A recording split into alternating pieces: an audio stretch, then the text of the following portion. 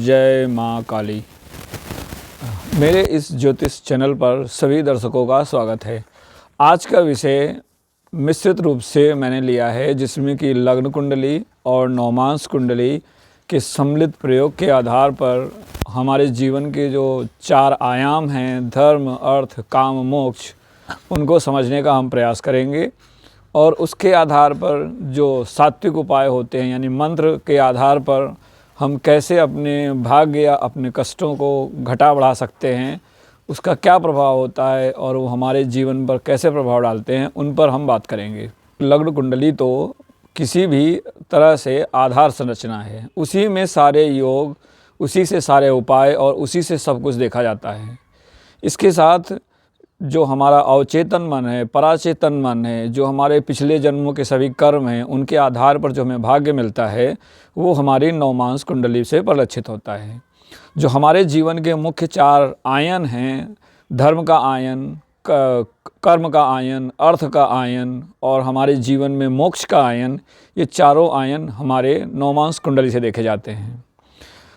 ये जो चर्चा का विषय है, इसमें मैंने आज पंडित संजय रथ और पंडित आर्यभूषण शुक्ला के कुछ विचारों को मुख्य आधार बनाया है। विश्लेषण मेरे अपनी मति के अनुसार है। लग्न कुंडली में लग्न त्रिकोण को हम धर्म त्रिकोण बोलते हैं, उसके बाद 2, 6, 10 को हम कर्म त्रिकोण या अर्थ त्रिकोण बोलते हैं, फिर 3, 7, 11 को हम काम त्रिकोण या इच्छाओं का त्रिकोण बोलते हैं, और 4, 8, 12 को हम मोक्ष त्रिकोण या अपने जीवन के का जो अंतिम लक्ष्य है, यानी मन का सुकून, इस जीवन में सभी कष्टों से निवारण, उसको हम समझते हैं। कुंडली में जो धर्म त्रिकोण में लग्न होता है, वो हमारा धी का भाव है, यानी हमारी बुद्धि का भाव है। जो कुंडली का 2, 6, 10 का त्रिकोण है, वो हमारी जो सिद्धि का भाव है, यानी हमारे अंदर किस चीज़ की सिद्धि है, हम किस कर्म क्षेत्र में अपने को सिद्धस्त कर सकते हैं, उसका रूप है। इसके बाद 3, 7, 11 हमारे वृद्धि का क्षेत्र है, यानी जो हमारी इच्छाएं हैं, उनके आधार पर हम अपने जीवन को किस तरफ ले जाएंगे, कहाँ पर वृद्धि करेंगे, उसको हमारे 3, 7, 11 में भाव और राशियाँ और ग्रह बताते हैं। फिर 4, 8, 12 का जो भाव है, वो इन सभी तीनों आयामों से जब हम ऊपर निकलते हैं, यानी कि हमको वृद्धि भी हो गई, हमारे पास सिद्धि भी हो गई, हमारे पास शरीर भी हो गया, तो आगे क्या हमें मन का सुकून मिलेगा, हमारे शरीर में क्या कोई रोग होंगे, हम किस बंधन में जाएंगे, क्या उस बंधन को हम सहर्ष स्वीकार करेंगे या हम सब कुछ होते हुए भी अपने आप को पीड़ित महसूस करेंगे, इसका जो आधार है वो 4, 8, 12 का भाव है। तो यहाँ पर हम राशि कुंडली की चर्चा हम कई वीडियो में अलग अलग आयामों से कर चुके हैं, तो आज का मुख्य क्षेत्र रहेगा नवमांस कुंडली। तो ये जो हमारे जीवन के 4 आयाम हैं, ये नवमांस कुंडली के 4 केंद्रों में स्थिर होते हैं। यानी अगर हम कहें कि जो लग्न कुंडली का 1, 5, 9 का भाव है, इसका अगर हमें दर्पण देखना हो, तो नवमांस कुंडली का जो लग्न होता है, वो इसका दर्पण होता है। ऐसे ही जो 2, 6, 10 का जो आयाम है, यानी जो हमारा अर्थ त्रिकोण है, अगर हम उसको समझना चाहें तो हमें नवमांस कुंडली में दशम भाव को देखना होगा। इसी की तरह ये 3, 7, 11 को हमें समझना है तो हमें नवमांस कुंडली में जो भाग्य से हमें 3, 7, 11 में आएगा, वो नवमांस कुंडली का 7वां भाव है। अब इसके बाद हम मोक्ष की अगर बात करें, सुकून की बात करें, अपने कर्जों की बात करें, अपने बंधन की बात करें, तो जो राशि कुंडली है, उसके जो 4, 8, 12 के भाव हैं, उनका सम्मिलित रूप आपको जो है 4थे भाव में मिलेगा। तो ये नवमांस के 4 केंद्र हैं, ये हमारी चारों धी शक्तियों को बताते हैं। यानी पहला लग्न जो है वो हमारी बुद्धि है, उसके बाद जो 4th भाव है वो हमारी शुद्धि है, और जो 7म भाव है वो हमारी वृद्धि है, और जो 10म भाव है वो हमारी सिद्धि है। यहाँ पर हम विषय को ऐसे चर्चा से समझना थोड़ा दुष्कर रहता है, तो हम यहाँ पर आज एक कुंडली को लेंगे। तो ये जो कुंडली है, इसका जन्म स्थान 9 सितंबर 1952 का है, समय सुबह 5:30 और स्थान इसका रायबरेली है। तो यहाँ पर हम देखेंगे कि ये जो लग्न कुंडली है, लग्न कुंडली सिंह लग्न की है। तो अब लग्न कुंडली पर जाएं तो लग्न कुंडली सिंह राशि की है, और सिंह राशि की लग्न में ही सूर्य विराजित हैं और बुध विराजित हैं। सूर्य को 10म भाव में दिग्बल मिलता है, लेकिन जो धर्म त्रिकोण है, इसमें सूर्य को बली माना जाता है, क्योंकि ये पूर्व की दिशा होती है, पूर्व में सूर्य बली होते हैं। और बुध को इस भाव में दिग्बल मिलता है। शुक्र, बुध और गुरु को लग्न में बल मिलता है। तो यहाँ पर ये पहला भाव बता रहा है कि लग्न तो अपने आप में बली है। क्योंकि लग्न स्वयं लग्न में है और एक कारक ग्रह बुध उसके साथ है, बुधातित्व योग बनाता है, यानी जो जातक होगा उसके अंदर बुद्धिमत्ता होगी। इसके बाद हम बात करते हैं जो उसका दूसरा भाव है यानी अर्थ त्रिकोण का। तो नहीं, पहले हम लग्न त्रिकोण की बात कर लेते हैं।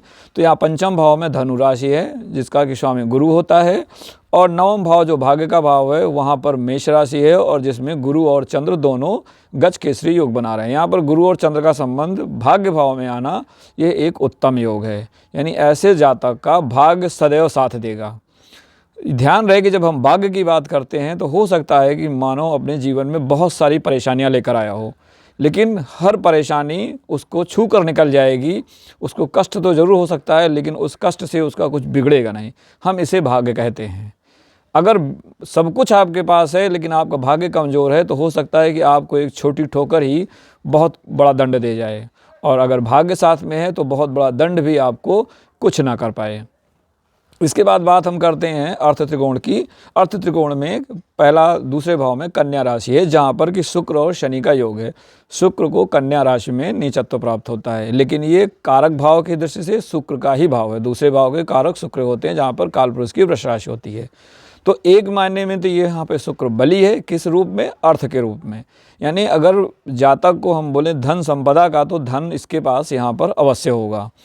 शनि उसके साथ हैं तो शनि भी छठे भाव के कारक होते हैं, लेकिन शनि को माइजरी का कारक बोला गया है, कंजूसी का कारक बोला गया है, और ये भाव आहार का भी है। तो कहीं ना कहीं जो शनि के गुणधर्म है वो दूसरे भाव को प्रभावित करेंगे, यानी धन होगा लेकिन धन का व्यय करने में कंजूसी दिखाना, ऐसे लक्षण जातक के अंदर होंगे। अगर हम बात करें छठे भाव की जो कि अर्थ त्रिकोण का दूसरा है, तो यहाँ पर राहु विद्यमान है। लग्न कुंडली का जो अर्थ त्रिकोण है वो बताता है कि आपका जो छठवां या सातवां भाव है इससे निर्णय होता है कि आप व्यापार में जाएंगे या नौकरी में जाएंगे और कहाँ पर आपको लाभ होने का चांस है। राहु को भी शनि की राशि में बल मिलता है, और इसके बाद अगर हम व्यापार और उसकी चर्चा करेंगे तो सप्तम भाव में राहु की ही राशि है, यानी यहाँ पर दोनों ही भाव बली दिखा रहे हैं। इसके बाद अगर हम दसम भाव में जाएँ तो दसम भाव में शुक्र की राशि है और वहाँ पर कोई ग्रह नहीं है, उस ग्रह पर मंगल का प्रभाव है।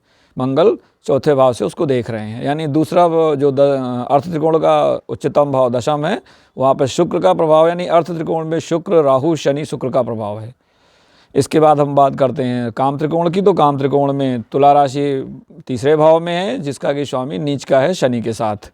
तो तुला राशि का पहला भाव पीड़ित दिखाई पड़ रहा है। 3, 7, 11 में जो सातवां भाव है वहाँ पर कुंभ राशि है जो कि रिक्त है, लेकिन वहाँ पर सूर्य और बुध की दृष्टि पड़ रही है। जिस भाव पर ग्रहों की दृष्टि होती है वो कुछ मायनों में नकारात्मक भले हो, लेकिन वहाँ पर आपको सुख मिलता है। अब ग्रह के अनुसार पता लगेगा कि सुख कैसा रहेगा। तो यहाँ पर सूर्य और बुध दोनों उसको देख रहे हैं। बुध सप्तम भाव के लिए अच्छे नहीं माने जाते हैं। ये एक प्रकार का व्यक्ति को अविवाहित जैसा, या कह सकते हैं कि जो विवाह का सुख है वो थोड़ा मिलने में परेशानी होती है बुध के कारणों की। ये वाणी हो सकती है, ये कन्याएं हो सकती हैं, ये आपका लेखन पाठन हो सकता है, कागज पत्र हो सकते हैं। सूर्य यहाँ पर क्योंकि लग्न में बली है तो ये अहंकार भी दिखाता है। तो कहीं ना कहीं आदमी के अंदर अपने ईगो क्लैशेस हो सकते हैं जिसके चलते विवाह में बाधा आ सकती है। या सूर्य जिम्मेदारी भी है, बहुत ज़्यादा जिम्मेदारी लेना भी सूर्य के ही क्षेत्र में आता है, तो इसके चलते सप्तम भाव में परेशानी देख सकती है। अब इसका जो उच्चतम भाव यानी एकादश भाव है तो वहाँ पर मिथुन राशि आती है। तो काम त्रिकोण में जो राशियाँ हैं वो सहयोगी हैं, लेकिन उनका जो क्रम है वो थोड़ा सा विपरीत है। यहाँ पर 11वें भाव का जो स्वामी है वो दिग्बली है। तो यानी कहीं ना कहीं जो काम त्रिकोण में इच्छा का भाव है वो अपने आप में बली है, यानी जातक के पास सभी साधन होने के पूरे संभावना है, लेकिन भाव रिक्त है। अब हम बात करते हैं जो कि हमारा मुख्य मुद्दा है नवमांश। तो नवमांश कुंडली को अगर हम देखें तो इस जातक की नवमांश कुंडली कन्या राशि की बन रही है। कन्या राशि की बन रही है और राशि में ही यानी लग्न में ही राहु हैं। लग्न और सप्तम में राहु केतु का अक्ष है। जब बुद्धि के भाव में राहु आते हैं तो राहु गलत फहमी पैदा करते हैं। राहु आपको गलत लोगों से, यानी आपको जो बुद्धि प्राप्त होगी वो जो उसके मार्गदर्शक होंगे वो आपको ज़्यादातर गलत ही लोग मिलेंगे। तो इसीलिए राहु को धर्म त्रिकोण में अगर वो आएँ तो ये जातक को कहा जाता है कि अपने जो सलाहकार हैं उनको बहुत सोच समझ कर चुनें, क्योंकि अधिकतर सलाहकार आपको गलत ही मिलेंगे। इसके बाद जो दूसरा केंद्र है यानी कि जो शुद्धि का केंद्र है, यानी ये जो दूसरा भाव शुद्धि का, ये आपकी वैचारिक स्थिति को दर्शाता है, यानी व्यक्ति की सोच कैसी होगी, व्यक्ति अंदर से कलुषित है या पवित्र है, या उसकी विचारधारा कैसी है। तो यहाँ पर चंद्र और गुरु धनु राशि में है। तो धनु राशि एक प्रकार से युद्ध की राशि है, लेकिन यहाँ पर गुरु स्वराशि के हैं और चंद्रमा के साथ हैं। ये दोनों ही शुभ ग्रह हैं, सत्व गुण माने जाते हैं। तो यानी धी भाव में, वो भी शुद्धि के भाव में अगर सत्व गुण हो तो व्यक्ति जो है अंदर से मन से साफ होता है, यानी कि ये व्यक्ति अंदर से मन से पूरी तरह से साफ है, इसके मन में कोई कलुषित भावना नहीं होनी चाहिए। इसके बाद हम बात करते हैं जो 7वां यानी कि जो वृद्धि का त्रिकोण है, वहाँ पर मीन राशि के केतु हैं, और केतु राहु केतु का अक्षय जैसा मैं बता रहा हूँ, और इसके जो स्वामी गुरु हैं वो चतुर्थ भाव में गए हैं चंद्रमा के साथ। तो यहाँ पर कह सकते हैं कि जो वृद्धि का भाव है वो गुरु के साथ चतुर्थ भाव यानी घर में है, यानी उसकी जो प्रायोरिटी होगी वो शायद सुकून ज़्यादा होगा, वृद्धि कम होगी। इसके बाद बात करते हैं जो अंतिम आयन है, अर्थ का आयन है यानी दशम भाव, तो वहाँ पर बुध हैं मंदी के साथ है, बुध स्वराशि के हैं मिथुन राशि के। तो वैसे तो बुध को इस भाव में भी दिग्बल मिलता है, बुध को दशम भाव का कारक बोला गया है। तो अगर बुध अपने कारक भाव में है तो ये निश्चित है कि जातक के अंदर बुद्धिमत्ता होगी, लेकिन मंदी साथ में है तो निश्चित रूप से उसको बुद्धि का प्रयोग करने में परेशानी आएगी। तो ये अर्थ त्रिकोण के जो दूसरे भाव हैं, यानी कि अगर हम दूसरा भाव देखें तो वहाँ सूर्य हैं, लेकिन वो नीच के हैं तुला राशि के।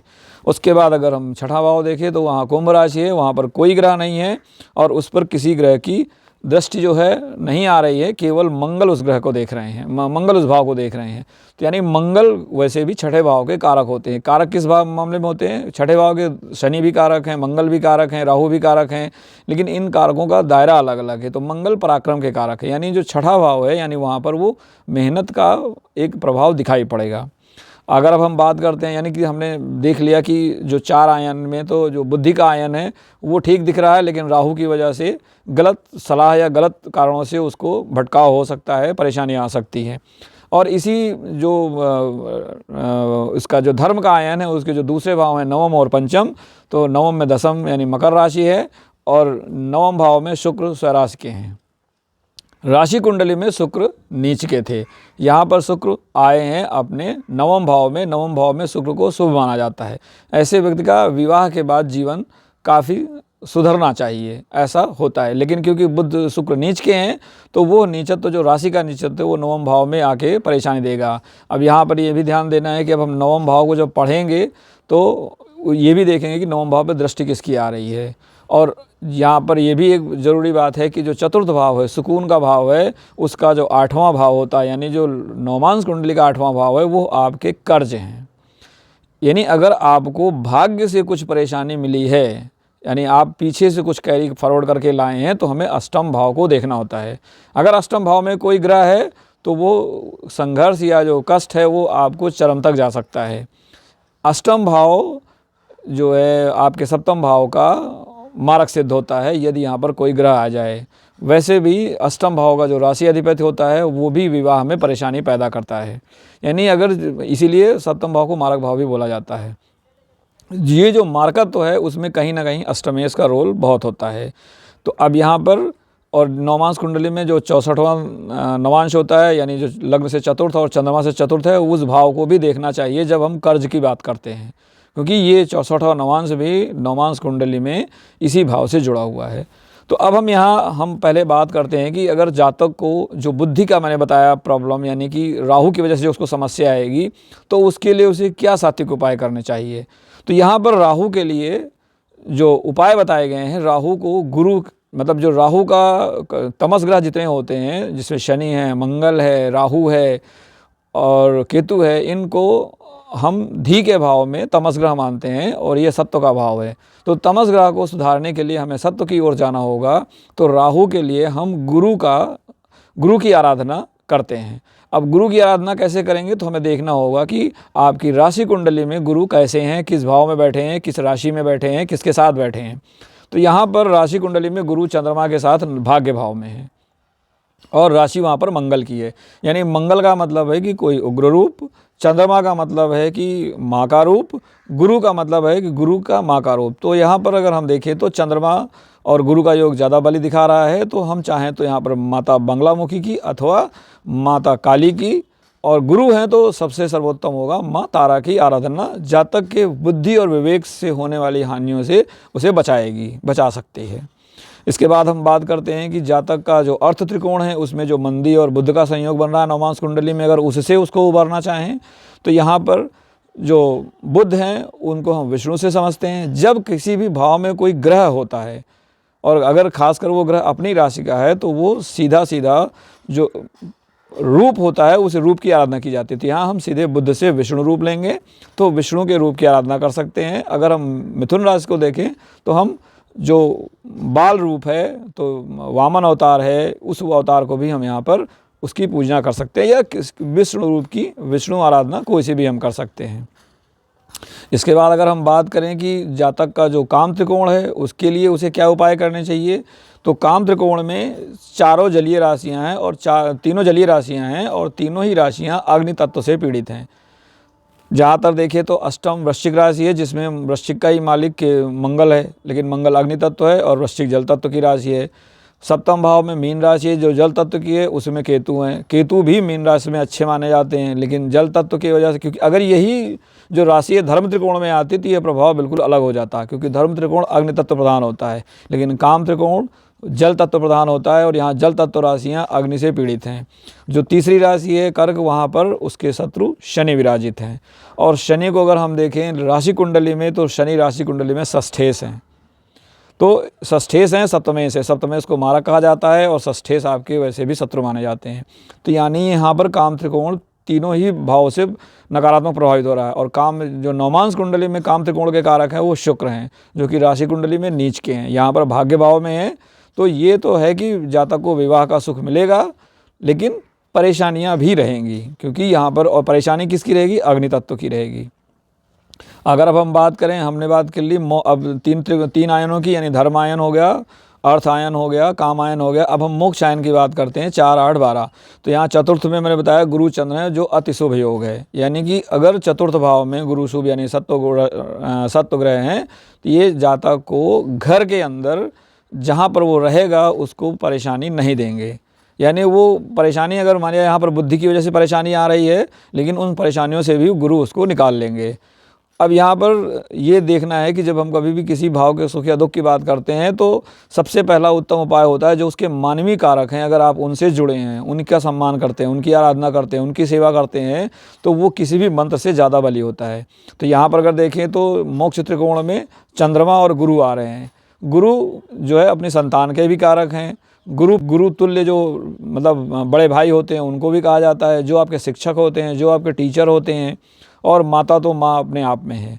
तो यानी अगर जातक माँ के सानिध्य में रहेगा, माँ की सेवा करेगा, माँ के लिए कार्य करेगा, तो भी उसको जीवन की जो भी परेशानियाँ आएंगी वो उससे निकल जाएगा, उसका जीवन सुखमय होगा, उसके संतान वृद्धि करेंगे। अगर वो गुरु आराधना करता है, गुरु मंत्र का आराधना करता है, तो भी उसके लिए फ़ायदे की बात होगी। तो अगर कोई मानवीय पहलू जीवित है तो उसकी सेवा, अगर वो जीवित नहीं है तो फिर मंत्रों के आधार पर उपाय करना चाहिए। तो यहाँ धी भाव में मैंने बताया था कि गुरु की, तो पुनः वहाँ पर धी भाव में भी राहु की वजह से गुरु आ रहे हैं। मोक्ष भाव में भी यानी कि जो शुद्धि का भाव है वहाँ पर भी गुरु का प्रभाव आ रहा है।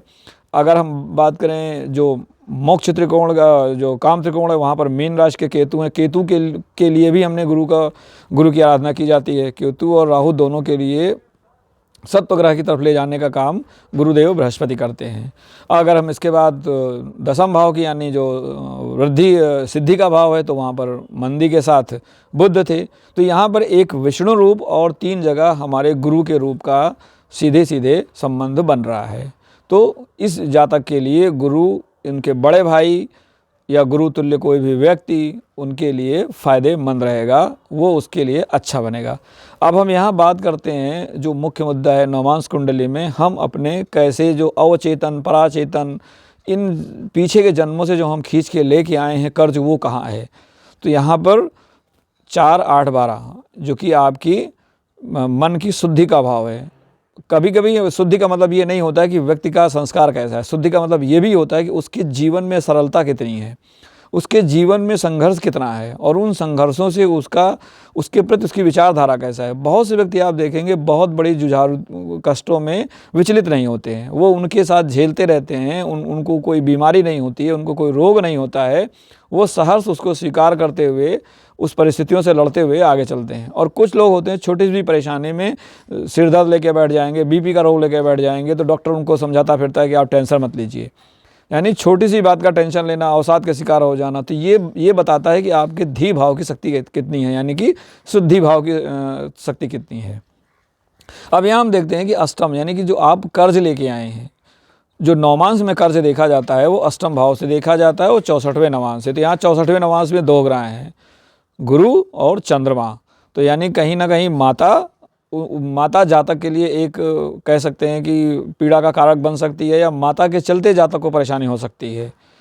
दूसरा गुरु जिम्मेदारी बताते हैं, गुरु संस्कार बताते हैं, गुरु पिता का दायरा बताते हैं कि आप किसी व्यक्ति के लिए कैसे जिम्मेदारी का बोझ वहन करते हैं।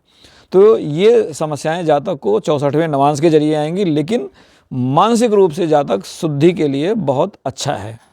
अब यहाँ देखें तो नवमांश कुंडली के अष्टम भाव में मेष राशि है, यानी मेष राशि है, वहाँ पर कोई ग्रह नहीं है। और इस ग्रह पर, इस भाव पर अगर किसी की दृष्टि पड़ रही है तो वो केवल सूर्य की है, जो कि तुला राशि से द्वितीय भाव से दृष्टि कर रहे हैं। तुला राशि में सूर्य नीच के होते हैं, यानी अष्टम भाव पर एक तो नीच ग्रह सूर्य की दृष्टि आ रही है। यहाँ पर मंगल को क्या जिम्मेदारी दी गई है? कर्ज की। मंगल आपके जीवन का सिमटा हुआ कर्ज है, लेकिन मंगल का कर्ज आपको देना पड़ेगा। यानी अब मंगल का कर्ज कहाँ से देगा जातक, तो हमें देखना पड़ेगा कि मंगल की स्थिति क्या है। तो नवमांश कुंडली में मंगल की स्थिति है तृतीय भाव में, जो कि वृश्चिक राशि है। तो यानी वृश्चिक राशि क्या है? ये हमारे छुपे हुए अंधकार हैं, यानी कि जो अचानक की घटनाएं होती हैं, जिसे जातक ने कभी सोचा नहीं होगा कि ऐसा भी कुछ हो सकता है, या कह सकते हैं उन मामलों में जातक अंधा होता है। जो भी चीज़ वृश्चिक राशि में होती है उन मामलों में जातक अंधा होता है। तो यहाँ मंगल हैं, तो मंगल अगर ये स्त्री की कुंडली होती तो पति के मामले में उसके निर्णय एक अंधे की तरह हो सकते हैं, यानी वो बिना विचारे पति या कह सकते हैं मित्र, पुरुष मित्र को चुनाव कर सकती है। अगर ये पुरुष की कुंडली है तो यहाँ पर मंगल पुरुष के लिए उसका पराक्रम है, यानी अपने शरीर का जो वो व्यय करता है, अपने शरीर का जो मेहनत है, वो मेहनत को सही ढंग से प्रयोग नहीं कर पाएगा। यानी जहाँ वो मेहनत करेगा शायद वो उस समझ ना पाए कि जो मैं मेहनत दे रहा हूँ वो सही दे रहा हूँ या गलत दे रहा हूँ। तो मंगल की दृष्टि यहाँ पर है। मंगल कारक किसके हैं? मंगल छोटे भाई के कारक हैं। तो छोटे भाई का कर्ज भाई को देना पड़ेगा, यानी हो सकता है कि छोटे भाई से जातक को परेशानी आए। इसके बाद मंगल क्या है? यात्राएं हैं। मंगल चोट चपेट भी हैं, क्योंकि वृश्चिक राशि में, वृश्चिक राशि दुर्घटना की राशि है, तो जातक के साथ दुर्घटना भी हो सकती है। और यहाँ पर मंगल का जो प्रभाव पड़ रहा है, उसकी अष्टम जो दृष्टि है, यहाँ पर जो मंगल है उसकी दृष्टि इस भाव पे नहीं आ रही है, बल्कि शुक्र पर जा रही है। तो कर्ज के लिए हमने देखा अष्टम भाव। अष्टम भाव में जो ग्रह है कोई नहीं है। उसको कौन सा ग्रह देख रहा है? सूर्य, तुला राशि से नीच का। सूर्य जिम्मेदारी है, सूर्य पिता है, और क्योंकि ये नीच है तो यानी पिता से जातक को कर्ज वहन करना पड़ेगा, यानी पिता का कर्ज जातक को चुकाना पड़ेगा। अगर यही सूर्य बली होता तो जातक का पिता उसके कर्ज को उबारने में मदद करता, यानी कि जातक के पिता से उसको कर्ज निकलने में सहयोग मिलता। अब इसके बाद देखते हैं अष्टमेश कहाँ है। तो अष्टमेश अपनी ही राशि में, वृश्चिक राशि में है और तृतीय भाव में है। तो मंगल अपनी राशि में है, तो मंगल तो अपने आप में बली हो गया। लेकिन मंगल की दृष्टि कहाँ पड़ रही है? तो मंगल की दृष्टि पड़ रही है छठे भाव पर और नवम भाव पर। तो नवम भाव में शुक्र है। शुक्र राशि कुंडली में नीच का था और वहाँ पर वो शनि के साथ था। यहाँ पर मंगल से दृष्ट है। तो शनि है वो यहाँ पर एकादश भाव में है, चंद्रमा की राशि में, नवमांश कुंडली में। तो यहाँ पर मंगल की दृष्टि शुक्र पर बता रही है कि कुछ न कुछ शुक्र से संबंधित कर्ज जातक को उतारना पड़ेगा, क्योंकि मंगल कर्ज लेकर आए हैं। तो जहाँ जहाँ मंगल की दृष्टि है और जहाँ जहाँ मंगल हैं वहाँ से आपको परेशानी आएगी। तो मंगल तृतीय भाव में है, तो तृतीय भाव छोटे भाई बहनों का होता है। तृतीय भाव आपके जो जीवन की जो आपके नशा होते हैं, या कह सकते हैं जो जुनून होता है, जो आपके पड़ोसी होते हैं, इनका होता है। उसके बाद तृतीय भाव से यात्राएं देखी जाती हैं। अब यहाँ पर मंगल इस भाव में है, तो यानी छोटे भाई बहन परेशानी का कारण बन सकते हैं। यात्राओं का उसको कष्ट झेलना पड़ सकता है, अनावश्यक यात्राएं हो सकती हैं। उसके पड़ोसियों से उसको कष्ट हो सकता है जो कर्ज के रूप में वो लेके आया है। इसके बाद जो शुक्र पर दृष्टि पड़ रही है वो भी वृष राशि में है, तो यानी वृष राशि कुटुंब की राशि है, तो शुक्र तो वहाँ पे अपनी राशि के बली हैं, भाग्य भाव में है, लेकिन मंगल की दृष्टि बता रही जो अष्टमेश हैं, तो भाग्य के नो डाउट उसको शुक्र के जरिए लाभ मिलेगा, मदद मिलेगी, लेकिन मंगल अपना असर वहाँ दिखाएंगे। तो कुटुंब में स्त्री संबंधित कोई दुर्घटना हो सकती है, या हो सकता है पत्नी के साथ ही कोई दुर्घटना हो जाए। कहीं ना कहीं ये दिखा रहा है कि कुछ ना कुछ समस्या आएगी मंगल से संबंधित शुक्र के क्षेत्र में। दूसरा जो मंगल की दृष्टि है वो पड़ रही है दसम भाव पर। दसम भाव में मैंने बताया यहाँ पर बुध और मंदी हैं, तो यहाँ पर जो राशि है वो तृतीय यानी मिथुन राशि आ रही। तो यहाँ पर पुनः यात्रा के दौरान, कहीं आने जाने के दौरान, परिचालन के दौरान भी मंगल उसको कष्ट दे सकते हैं। बुध कन्याएं हैं, तो कन्या से मंगल को यानी कन्या का कर्ज जातक के ऊपर हो सकता है।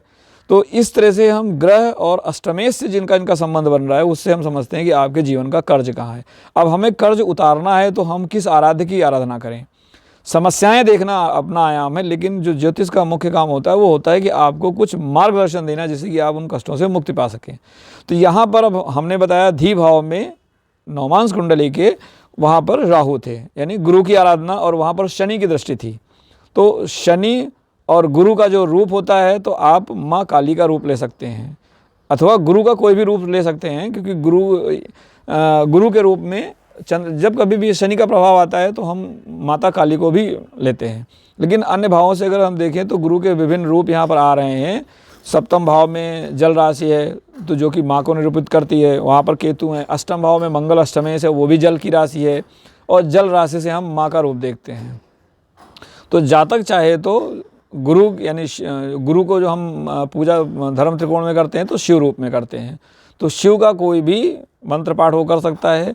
अब हम मंत्र पाठ के लिए कौन सा मंत्र चुनें, तो जब हम कर्ज की बात करते हैं तो सबसे उत्तम होता है गायत्री छंद में लिखे हुए मंत्र। गायत्री छंद 8 अक्षरों का होता है। जो भी गायत्री छंद है वो 8 त्रिक 24 का होता है, यानी जो भी गायत्री छंद में मंत्र हैं शिव जी के, उन मंत्रों का वो पाठ करके इनसे निवारण कर सकता है। क्योंकि बुध यहाँ पर दसम भाव में है तो उनके लिए विष्णु का रूप है, तो आप कोई भी विष्णु का गायत्री छंद में लिखा हुआ मंत्र पढ़ सकते हैं। गायत्री छंद का मतलब जिसमें 24 अक्षर हों, 8 अक्षर के 3 अंतरा। तो इस तरह से मंत्रों का चुनाव अष्टम भाव के लिए हम गायत्री छंद में करते हैं। इसके बाद यानी कि हमने जो कर्ज की बात की तो मंगल को लेके किया, तो मंगल के जो रूप हैं वो रुद्र हैं। रुद्र भी शिव के ही एक रूप हैं। तो यदि हम स्पेसिफिकली मंगल की बात करें, यानी अगर स्पेसिफिकली हम देखें कि जातक के जो जीवन में शुद्धि है, परेशानी है, जो पिछले जन्मों का कर्ज है, जो भी उसके दंड हैं, उससे उसको राहत मिले, तो उसे रुद्र और जो रुद्राष्टक पाठ है या जो भी रुद्र के मंत्र हैं गायत्री छंद में लिखे हुए उनका पाठ करे, तो वो उसको इससे जो भी कष्ट हैं उनसे बड़े आराम से उसको निकलने में मदद मिल सकती है। अगर हम जो इसके बाद हम 12वें भाव को भी लिखते हैं, क्योंकि चौथा भाव तो आपकी शुद्धि का है जो मुख्य केंद्र है, इससे दोनों भाव यानी 8वें और 12वें भाव को देखे जाते हैं। तो 12वें भाव में लग्न की ही राशि सिंह है और जो कि उसके अधिपति सूर्य नीच के हैं। सूर्य के लिए भी अगर हमको सूर्य को बल देना है तो सूर्य के लिए शिव आराधना सबसे उत्तम आराधना है। तो जातक को शिव के विभिन्न रूपों का मंत्र जाप करना उसके लिए लाभदायक हो सकता है। अब हम समझते हैं कि इतना आकलन कर लिया, जातक के जीवन में घटा क्या। तो यहाँ पर अगर हम देखें, पहले हम राशि कुंडली पे दोबारा आते हैं, तो राशि कुंडली के अनुसार से मंगल की दृष्टि सप्तम भाव पर पड़ रही है जो कि पत्नी का भाव है। वहाँ पर राहु की राशि और शनि की राशि कुंभ है। जातक की पत्नी का दुर्घटना में देहांत हुआ। इसके बाद देखें तो इसकी मंगल की जो दूसरी दृष्टि राशि कुंडली में पड़ रही है वो पड़ रही है दसम भाव पे। दसम भाव में जो शरीर का अंग आता है वो कमर आता है, और यहाँ पर जो राशि आ रही है वो कुटुंब की आ रही है। तो जातक के कुटुंब में भी काफ़ी लोगों को दुर्घटना का शिकार, मतलब कई लोगों को चोट लगी है। साथ में जातक को स्वयं भी कमर में बहुत गंभीर चोट आई थी, लेकिन क्योंकि हमने बताया कि धर्म इसका भाग्य त्रिकोण बहुत बली है, तो जितनी गंभीर चोट के बावजूद भी जातक अपने जो भी आचरण है, जो भी उसकी मन की शुद्धि है, जो भी उसका माँ का सानिध्य है, जो माँ काली का जो आराधना है, उसके चलते वो उससे आराम से निकल गया और आज अपने पैरों पर पुनः है। अब हम बात करते हैं कि जो मंगल को मैं यहाँ बार बार इसलिए ले रहा हूँ कि मंगल अष्टमेश है नवमांश कुंडली में। मंगल की जो 8वीं दृष्टि है वो पड़ रही है बड़े भाई के भाव में, और वहाँ पर राशि है मिथुन। अगर हम कालपुरुष की कुंडली देखें तो मिथुन राशि कंधे हैं, मिथुन राशि आपके पैर हैं, पैर का मतलब है जो हमारी घुटने के नीचे के अंग होते हैं, उस भाग को बोलते हैं। तो जातक को घुटने के नीचे के अंग में भी चोट लगी, कंधे में भी चोट लगी। साथ में जातक के बड़े भाई बहन का मतलब जातक की बड़ी बहन के साथ दुर्घटना हुई। तो यहाँ पर मंगल ने कर्ज लिया और जातक इन तीनों जगहों से संबंधित रहा, यानी पत्नी की पीड़ा भी उसको स्वयं झेलनी पड़ी। कोई उसके साथ ना तो उसके बच्चे और ना ही कोई उसके कुटुंब के जन उस पीड़ा को, बल्कि सभी ने, क्योंकि सूर्य नवमांस में नीच के हैं तो पिता के वजह से भी उसको, पत्नी को कष्ट महसूस हुआ। यानी पिता का कर्ज जो है वो पिता ने अपने जो भी दबाव उन्होंने बनाया परिवार में उसके जरिए आया। हाँ, ये है कि क्योंकि जातक के आराध्य देव यानी वो बाकायदा शनिवार को अपना व्रत करना, पूजा पाठ करना, तो यहाँ पर उन्होंने शनिदेव को माँ काली से जोड़ा जाता है। तो कहीं ना कहीं जो उसकी आराधना थी, जो उसके व्रत थे, जो भी उसका पराक्रम था, माँ की सेवा थी, वो कहीं ना कहीं भाग्य के रूप में उसको सहयोग दी। और आज जातक अपने आप में जो भी है, अब जैसे मैंने बताया कि यहाँ राशि कुंडली में शुक्र और शनि का योग दूसरे भाव में आ रहा है, तो जातक आदतन बहुत कंजूस है। संसाधन होने के बावजूद भी जातक उसका उपभोग नहीं करता है, क्योंकि शनि को कंजूसी का कारक बोला गया है। और शुक्र नीच के हैं, तो शुक्र नीच के तो शुक्र पत्नी है, यानी पत्नी के सुख में शनि का भी प्रभाव है। इस तरह से अगर हम देखें तो जो मंगल का कष्ट है, अब नवमांस कुंडली में मंगल का कष्ट कैसे देखेंगे, तो नवमांस कुंडली मैंने बताया कि मंगल का जो प्रभाव है वो नवम भाव में है, यानी शुक्र से संबंध वहाँ पर भी बन रहा था मंगल का सप्तम भाव के जरिए, और यहाँ पर तो सीधे सीधे शुक्र पे ही दृष्टि है मंगल की। मंगल का वहाँ दसम भाव से संबंध बन रहा था जो कमर की चोट थी, और यहाँ पर उसी जो एकादश भाव की राशि है वो यहाँ पर दसम भाव में आई है, जहाँ पर बुध मंदी के साथ है। तो जातक को व्यापार में भी मंगल, यानी जो आक्रामक निर्णय होते हैं, जो गलत निर्णय होते हैं, उद्वेलन में लिए निर्णय होते हैं, जैसे उद्वेलन में लेके नौकरी छोड़ देना, उद्वेलन में लेके किसी के साथ जुड़ना और फिर बाद में उसको छोड़ देना, यानी जो अस्थिरता है, मंगल क्या है, आपको एक जगह स्थिर नहीं होने देते हैं। और क्योंकि मंगल जलीय राशि में है तो ये आपके मन की जो ऊहापोह है, जो एंजाइटी है, वो आपको गलत निर्णय की ओर ढकेलती है। तो यहाँ पर राहु के जरिए गलत लोगों का परामर्श मिलना, तो गलत लोगों के परामर्श के जरिए उसको काफ़ी आर्थिक नुकसान भी हुआ। मंगल छोटा भाई है तो छोटे भाई से भी भाई को काफ़ी पीड़ाएं महसूस हुई होंगी, क्योंकि छोटा भाई है वो, क्योंकि कर्ज तो अपनी जगह आपको देना पड़ेगा, लेकिन आप उस कर्ज से कैसे निपटेंगे ये बताता है नवमांस कुंडली। तो जब भी अगर हम अष्टम भाव यानी आपके जो पराचेतन, नवमांस कुंडली में ध्यान रहे हम शरीर की बात नहीं करते हैं, नवमांस कुंडली आपके उन अदृश्य एरिया को दिखाता है जो कि सीधे सीधे आपको दिखाई नहीं पड़ते हैं। तो यहाँ पर अदृश्य एरिया क्या है, शुक्र, वैवाहिक सुख। यहाँ पर अदृश्य एरिया क्या है, बुध, आपकी बुद्धिमत्ता, आपके कर्म, आपका कार्य क्षेत्र। उसमें जो निर्णय आपको सीधे सीधे नहीं दिखेंगे लेकिन उनका बैकडोर से इंट्रेंस रहेगा। बुद्धि भाव में राहु का आना नवमांस कुंडली में, यानी आपके विवेक की शून्यता करना। जब कभी भी राहु धर्म त्रिकोण में होते हैं, चाहे वो नवमांस में हो और चाहे लग्न कुंडली में हो, तो जातक अपने जीवन में जरूर एक बार किसी न किसी गलत व्यक्ति की सलाह का शिकार बनता है। यानी अगर राहु कहीं पर भी बैठे हैं और वो धर्म त्रिकोण के नवम, पंचम और लग्न पर कहीं से भी दृष्टि डाल दें, तो ये निश्चित जानिए कि जातक को कभी न कभी ये घटना ऐसी आएगी कि उसको कोई गलत रास्ता मिलेगा, गलत गुरु मिलेंगे, गलत सलाह मिलेगी और उसके चलते वो गड्ढे में गिरेगा। तो यहाँ पर गलत परामर्श के जरिए जातक को नुकसान हुआ। अब अगर हम राहु को यहाँ धर्म त्रिकोण में आया, तो राहु को अगर हम राशि कुंडली में वापस देखें तो राहु वहाँ पर छठे भाव में है और दसम यानी मकर राशि में है। मकर राशि को अपने आप में दलदल की राशि बोला जाता है। जो भाव है छठा सेवा का है, रोग का है, शत्रुता का है। तो यहाँ पर अनावश्यक रूप से जातक के अंदर वैमनस्य पैदा हो जाना या किसी गलत सलाह के जरिए अपने सेवा क्षेत्र में परेशानी पैदा कर लेना। जैसे जातक ने नौकरी छोड़ दी, ननिहाल के जो मामा का है उनका भी है, तो मामा के परिवार में भी काफ़ी दुर्घटनाएं लोगों के साथ हुई। तो यहाँ पर राहु इस तरह की बातों को दर्शाता है। अब यहाँ पर अगर हम ओवरऑल समराइज़ करें तो आप देखिए कि जो राशि कुंडली है उसके हिसाब से लग्न त्रिकोण तो बली है, लेकिन वहाँ पर जो प्रभाव आ रहा है केंद्र में मंगल का वो उसके लिए नकारात्मक हो रहा है। और लग्न त्रिकोण पाप कर्तरी में, एक तरफ शनि है, एक तरफ केतु हैं। तो लग्न कुंडली में दो बलिग्रह होने के बावजूद भी ये जो शनि, शुक्र और केतु का पाप कर्तरी योग है, ये जातक के लिए परेशानी का सबब बना। ऐसा कह सकते हैं कि जिस व्यक्ति के अंदर बहुत गुण हो लेकिन वो अपने गुण का प्रयोग ना कर पाए, बुद्धि बहुत हो लेकिन बुद्धि का प्रयोग ना कर पाए। और प्रयोग कौन नहीं करने देगा, तो इसमें शुक्र कारक बनेगा, केतु कारक बनेगा और शनि कारक बनेगा।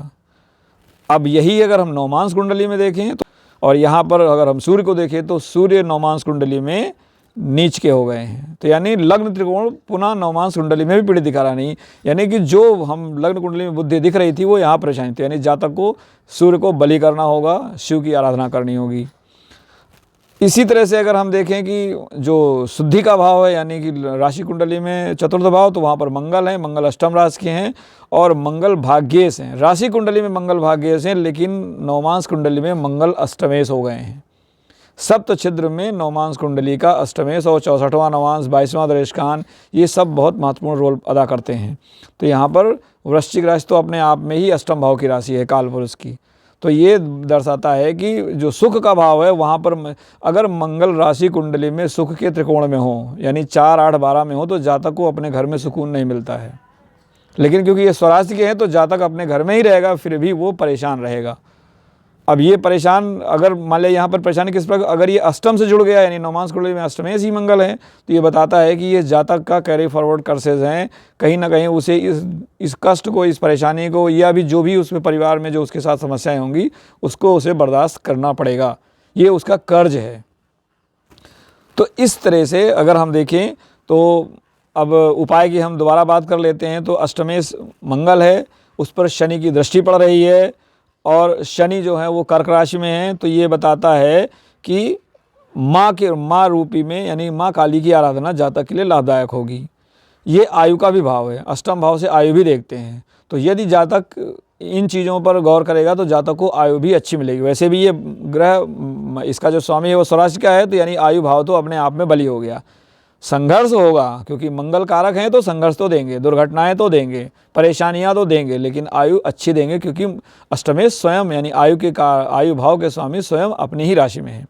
अगर हम देखें तो इस पर प्रभाव शनि का है, तो शनि का प्रभाव यदि अष्टम भाव पर आ जाए तो जातक को बहुत लंबी आयु मिलती है, लेकिन आयु कष्टपूर्ण होती है क्योंकि शनि को तो आपके लिए दंडाधिकारी का दर्जा दिया गया है। तो लंबी आयु का मतलब है जितनी लंबी आयु आप पाएंगे उतना संघर्ष आपको देखना पड़ेगा। तो ये कह सकते हैं कि शनि का प्रभाव इस ढंग से जातक के लिए आया। इसके बाद सूर्य का प्रभाव आ रहा है, तो सूर्य नीच के हैं, लेकिन ये है कि दिग्बल के बगल में है, तो कहीं ना कहीं सूर्य का समर्थन भी रहेगा और सूर्य का विरोध भी रहेगा। तो इस तरह से अगर अष्टमेश की बात करें तो माँ काली की आराधना सर्वोत्तम उपाय है, क्योंकि शनि का प्रभाव है, मंगल का प्रभाव है, दोनों उग्र हैं, तो ये उत्तम रहेगा। अगर हम केतु के लिए उपाय देखें, यानी जो सप्तम यानी काम त्रिकोण है, वहाँ पर केतु हैं, जलीय राशि में है, तो माता चामुंडा की आराधना कर सकते हैं। देखिए, जब हम उपाय की बात करते हैं तो हर व्यक्ति के पांचों उंगलियां घी में नहीं हो सकती हैं। तो जो हमारे 4 आयन हैं, धर्म, अर्थ, काम, मोक्ष, ये चारों आयन अगर आपको संतुलित करके चलना है तो आपके लिए कोई एक मंत्र आपके लिए कभी भी लाभदायक नहीं होगा। इसीलिए अधिकतर ज्योतिष में हम 5 मंत्रों का जप बोलते हैं, क्योंकि जो हमारे जो 5 जो ग्रह हैं, वो 5 तत्व हैं, वो हमारे 5 षड्रिपु हैं, और ये षड्रिपु विभिन्न तरह से हमारे जीवन में परेशानी लाते हैं। तो आपको सभी षड्रिपुओं को संतुलित करेंगे तभी आपके सभी आयन में बराबर आपका लाभ हो सकता है। तो यहाँ पर मैंने मुख्यतः आपके मुख्य आयन की बात की है मंगल को लेके, लेकिन अगर आप धर्म का आयन यानी राहु का आयन बलि करना चाहते हैं तो आपको शिव आराधना, यदि आप अर्थ का आयन मजबूत करना चाहते हैं आपको विष्णु आराधना, यदि आप अपना काम का आयन मजबूत करना चाहते हैं तो माँ चामुंडा अथवा गुरु रूप में गुरु की आराधना। तो इस प्रकार से आप चारों आयनों का एक सम्मिलित रूप लेके आगे इस मंत्र का चुनाव कर सकते हैं। मंत्र के चुनाव के लिए ध्यान रहे कि मंत्र, जैसे मैंने आपको बताया कि आप विष्णु का मंत्र लीजिए, तो आप जो विष्णु के तीर्थस्थल हैं वहाँ पर आप जाइए और किसी सक्षम गुरु से अपनी कुंडली बताइए, अपना जन्मतिथि बताइए, वो गुरु आपकी कुंडली को देख के आपके लिए उपयुक्त मंत्र को जरूर बताएगा। मंत्र जानना अलग बात है और मंत्र किसी योग्य गुरु से लेना, दोनों में अंतर है। तो आप किसी योग्य गुरु से ही मंत्र को लें। अगर आपको नहीं कोई योग्य गुरु मिलता है या जब तक नहीं मिलता है तब तक आप किसी भी आराध्य को अपना गुरु माने और उनका भी जो भी मंत्र आपको अच्छा लगे, मन को भाए, उस मंत्र का पठन करें। ये जो अष्टम है यानी मंगल का जो मंत्र है, यहाँ उदाहरण कुंडली में मंगल लिया, तो जब जब आपकी मंगल की दशा है, यानी जब कभी भी अष्टमेश की दशा है, कौन से नवमांश कुंडली के अष्टमेश की दशा, तो आप उन मंत्रों का स्वेच्छा से बराबर मंत्र पाठ करें 108 बार सुबह और 108 बार शाम को। ज़्यादा जो तामसिक ग्रहों के मंत्र होते हैं वो रात्रि में सूर्योदय के बाद किए जाते हैं, जैसे शनि का मंत्र हुआ, मंगल का मंत्र हुआ, राहु और केतु का मंत्र हुआ, या सूर्योदय से पूर्व किए जाते हैं। वैसे भी जो नवह मंत्र हैं, मंत्रों के भी कई तरीके हैं, तो मंत्रों का चुनाव एक अलग विषय है। लेकिन हाँ, अगर आप मंत्र विशेष नहीं जानते हैं, जब तक आप सही गुरु के तक नहीं पहुंचते हैं, तो आप अपने स्वेच्छा से जो भी आपको मंत्र मालूम है, जो कि ऋग्वेद में दिए हुए मूल रूप से मंत्र से गायत्री मंत्र है, ओम भूर्भुवः तत्सवितुर्वरेण्यं भर्गो देवस्य धीमहि धियो, ये जो मंत्र है ये गायत्री छंद में है, आप इसका पाठ कर सकते हैं। या जैसे मान लिया अष्टाक्षरी मंत्र और हैं जो कि गायत्री छंद में ही आते हैं, तो ओम नमो नारायणाय। लेकिन जो भी मंत्र मैं बता रहा हूँ, ये मंत्र आप कोशिश करिए कि किसी सक्षम गुरु से लीजिए। जब तक वो नहीं मिलते हैं, मन के अंदर आपको भावना होनी चाहिए कि मुझे मंत्र के लिए किसी गुरु की शरण में जाना है। और यहाँ तो गुरु बली हो रहे हैं, क्योंकि ये कुंडली जो उदाहरण ली उसमें तो गुरु ही हैं। तो इस प्रकार से आप अपने जीवन के आयन, यानी धर्म का आयन, यानी आपका शरीर कैसा होगा, आपका जो कर्म क्षेत्र है वो कैसा होगा, अर्थ का आयन, आपका कर्म क्षेत्र में पैसे का, संसाधन का आयन कहाँ से आएगा, वहाँ क्या परेशानी रहेगी। अगर वहाँ नीच के ग्रह हैं तो आप समझिए कि आयन भले राशि कुंडली में मजबूत दिख रहा हो, नवमांश कुंडली से कमज़ोर कर रही है, जैसा कि यहाँ पर सूर्य के जरिए कमज़ोर हो रहा था, शनि अपने विपरीत राशि चंद्रमा था उससे कमज़ोर हो रहा था, बुध मंदी के साथ था। जो आपको लग्न कुंडली में कमज़ोर है और नवमांश में कमज़ोर है, तो निश्चित जानिए नवमांश वो तो कमज़ोर रहेगा ही रहेगा, आप उसे उठाने में बहुत मशक्क़त करनी पड़ेगी। लेकिन अगर एक में कमज़ोर एक में बली है, तो आप आराधना से, पूजा पाठ से आप उसको बली कर सकते हैं। तो आप देखिए कौन सा आयन, कौन सा ग्रह, कौन सा कारकत्व आपका कमज़ोर पड़ रहा है, उसके आधार पर आप मंत्रों का चुनाव करिए। मंत्र के चुनाव के लिए यदि आप जानकार हैं, तो जिस भी देवता का मंत्र आप ले रहे हैं, उस ग्रह का की राशि देखिए, जिस राशि में है उसके आधार पर उसकी देवी देवताओं के रूप हैं, महाविद्या के रूप हैं, विष्णु अवतार के रूप हैं, रुद्र रूप हैं, जो भी रूप है उनका आप चुनाव करिए। और मैं पुनः कहूँगा कि मंत्र के चुनाव के लिए आप किसी सक्षम व्यक्ति को या सक्षम गुरु को ज़रूर, जो आपके कुल गुरु हैं उनकी भी मदद ले सकते हैं। ज़रूरी नहीं है कि आप किसी अन्य स्थान पर ही जाएं। और इस आधार पर आप अपने लिए एक समुचित उपाय और जीवन ले सकते हैं। ध्यान, जो आपके मानवीय कारक हैं, जैसे मंगल है तो मंगल छोटा भाई है, मंगल आपका पौरुषत्व है, यानी आप अपने पौरुषत्व से अपना जीवन करें, यानी कि अपने जहाँ पर आपको काम करने की जिम्मेदारी का मौका मिले आप उसको आगे बढ़कर लें। मंगल है तो छोटे भाई को आप जो है, अगर आप मंगल से पीड़ा आ रही तो आप छोटे भाई को समझिए, उसके साथ जो घटनाएं घट रही हैं उसके आधार पर चलिए। अगर गुरु की बात है तो अपने बड़े भाई को समझिए, अगर आपके घर में आपका बड़ा भाई है तो उसको आप आदर सम्मान दीजिए, उसके साथ आप सहृदय रहिए, उसकी बातों पर गौर करिए, उसकी सलाह को ध्यान रखिए। यदि आपके आराध्य सूर्य निकल रहे हैं तो अपने पिता को सम्मान दीजिए, पिता की सेवा करिए। हो सकता है पिता आपको परेशान करें, हो सकता है आपका पिता के साथ कोई कर्ज हो, लेकिन ऐसा नहीं कि अगर आपको पिता से कष्ट है तो आप पिता को दुत्कार दें, क्योंकि अगर आपके आराध्य, आपके भाग्य सूर्य से जुड़ रहे हैं तो आपको पिता की शरण में, पिता के साथ, पिता की बातों को मानने में ही भलाई है। यदि चंद्रमा है तो आपकी माँ है, आप माँ के शरण में रहिए, माँ की मदद करिए, माँ की सेवा करिए। हो सकता है कि माँ आपको कष्ट दे, लेकिन अगर कहीं ना कहीं ये नवमांश कुंडली माँ का, जैसे यहाँ पर की सुकून भाव में तो गुरु चंद्र हैं, तो यहाँ पर माँ का सानिध्य, माँ की शरण उसकी जातक के कष्टों को काटने में मददगार होगी। हो सकता है कि बाहरी दुनिया को लगे कि माँ के चलते जातक परेशान है, हो सकता है कि दुनिया को लगे कि भाई के चलते आदमी परेशान है, हो सकता है कि लगे कि बड़े भाई के चलते परेशान है, पिता के चलते परेशान है। अब जैसे बुध हो गया तो बुध आपकी छोटी बहनें हैं, अविवाहित कन्याएं हैं, आपकी बेटियां हैं, तो हो सकता है कि आपके यहाँ आपकी बेटी आपको तंग करे, लेकिन वो बेटी आपसे अपना कर्ज लेने आई है, लेकिन अगर कहीं ना कहीं वो भाग्य से या अष्टम से जुड़ रही है तो आप उसको सहर्ष स्वीकार करें। अगर आप मानवीय पहलू को स्वीकार करेंगे तो मंत्र आपका डबल असर करेगा, लेकिन आप पिता को दुत्कार कर आप सूर्य की आराधना चाहे जितनी कर लीजिए, कोई फल नहीं मिलेगा। आप माँ को गाली देके आप चाहे माँ काली के दरबार में जाइए, चाहे माँ तारा के दरबार में जाइए, आपको 1% फ़ायदा नहीं आएगा। आप अपने बड़े भाई का तिरस्कार कर दीजिए, उसको लात मुँह के मारिए और उसके बाद आप जाइए गुरु के शरण में, तो आपको कोई गुरु का फल नहीं मिलेगा। ऐसे ही आप मंगल की, रुद्र की आराधना 1 नहीं 10 बार कर लीजिए, शिवलिंग में रुद्राभिषेक अपने घर में 10 बार करवाइए, लेकिन आप अपने छोटे भाई को इज्जत नहीं देते हैं, छोटे भाई की बातों पर ध्यान नहीं देते हैं, तो आपके लिए रुद्राभिषेक बेकार है। आप अपनी पत्नी को सम्मान नहीं देते हैं, विवाहित स्त्रियों को सम्मान नहीं देते हैं, उनके साथ अगर गलत आचरण रखते हैं, गलत अभ्रता रखते हैं, तो किसी ने आपको शुक्र का मंत्र बता दिया तो आप करते रहिए शुक्र का मंत्र, वो फलीभूत नहीं होगा। क्योंकि पहले ये सारे कलयुग में ये मानवीय रूप, इंसान के रूप में आपके आसपास होते हैं, वही इंसान के रूप से आपका मार्ग निकलता है। अगर वो कष्ट के लिए आए हैं तो आपको कष्ट देंगे, आप उसे स्वीकार करिए। अगर वो आपके लाभ लाए हैं तो आपको भाग्य देंगे, आप उसको स्वीकार करिए। तो यह है ज्योतिष का आध्यात्मिक पहलू, कार्मिक पहलू और सात्विक पहलू।